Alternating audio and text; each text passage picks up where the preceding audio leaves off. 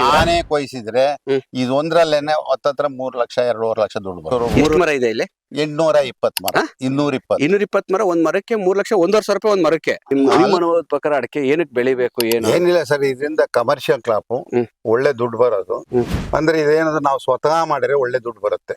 Sir, ಇದು ಅಡಿಕೆ ತೋಟದ್ದು ಎಷ್ಟು ವರ್ಷದ ಅಡಿಕೆ ತೋಟ ಸರ್ ಇದು? ಸರ್ 5 ವರ್ಷ. 5 ವರ್ಷ. ಇದು 5 ವರ್ಷ ತೋಟ ಸರ್, ನಂಬಕ್ಕೆ ಆಗಲ್ಲ. ಇದು ರಿಯಲ್ 5 ವರ್ಷ ತೋಟ. 5 ವರ್ಷ ತೋಟ. 5 ವರ್ಷಕ್ಕೆ ಆಲ್ಮೋಸ್ಟ್ ಎಷ್ಟು ಅಡಿ ಹೋಗಿದೆ ಗಿಡ ಇದು?